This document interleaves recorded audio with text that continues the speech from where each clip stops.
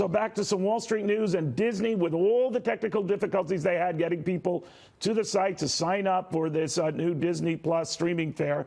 More than 10 million did. Not too shabby right now when you compare to the 60 million installed base for Netflix streamers and the 28 million for Hulu. This is coming right out the gate.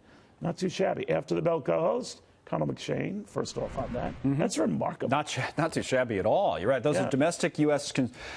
Subscribers that pay Netflix, and they've been building that up for a long time. So if you get 10 million, do, a sixth of it, boom. We said from the beginning it was going to be about content, and I guess it was. There are a lot of people in this country who love a lot of content that Disney has, and of course they have even more of it than they ever had after the Fox acquisition that we know about. So now they're rolling this out, and there were people, just anecdotally, and I was wondering how this would show up in the numbers, that were really looking forward to this launch, saying, I can't wait till the app comes out, or I can't wait till it. And that's why the technical problems that you mentioned got so much attention yesterday. Right. We kind of brushed off the company saying, well, we were overwhelmed by this, and you say, well, you should have been ready for this. But, maybe the demand was higher than we thought.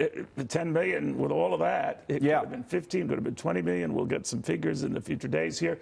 A lot of people are getting this free through Verizon for a year, but even allowing for that, that's a pretty impressive opening. It's a very impressive opening, and probably not as much of a free story as the story for Apple is on that front.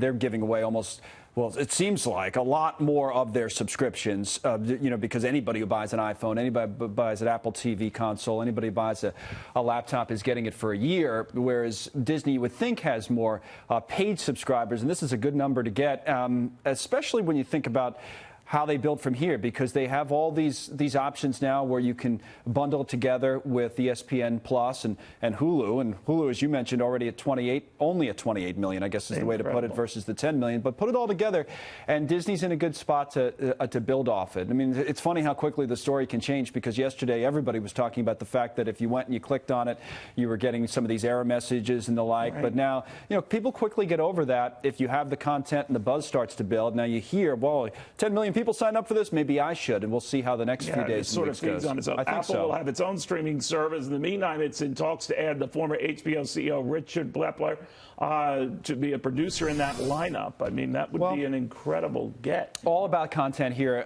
Again, apparently he had some issues in terms of creativity at HBO, and after the AT&T acquisition was made, according to reports, didn't have the same type of freedom to go after the shows that he'd been given credit for producing over the years. And some of the big ones, whether it's Game of Thrones or Veep and other shows that had had a lot of success on HBO, came during his tenure as CEO there. Not to say that he necessarily was the creative mind behind it, but certainly somebody who has the reputation for knowing how to pick people in the industry who are those creative minds. And their streaming service is going to be, what, $4.99 a month? Right? Yeah, it already is. Again, they're giving it away to people who buy the Apple products for a year. That's a nice installed base right there. It is, and they're obviously a much lower base, though, in terms of content than somebody like Disney has. So far. So you add people like this. There's rumors about other big names in the entertainment industry being up next at Apple. Oprah's already on board, and some of the big names that are in the morning show, which we're showing there on the talent side.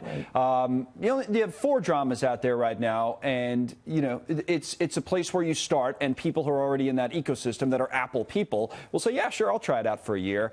The test for Apple, I think, and this is where you add this type of talent, if this story ends up panning out, the test for Apple will come in a year when some of those subscriptions come up, the freebies come up, and people have to decide, am I in? And then where's Apple a year from now? Will be a good question. What I have to watch is my son's going ahead and signing up for these services. It's unbelievable. With me. Unbelievable. That's a big problem in this country that I want to. But you got it. I just recently went through all my subscriptions on my phone, and I could bring criminal charges against all three of my children if I had to. You're not kidding. They steal renews and renews. Absolutely right. They steal from me. Yeah, we sound like bitter old men. And you're not even old. Well, all right. Still bitter. He's now an angry boomer.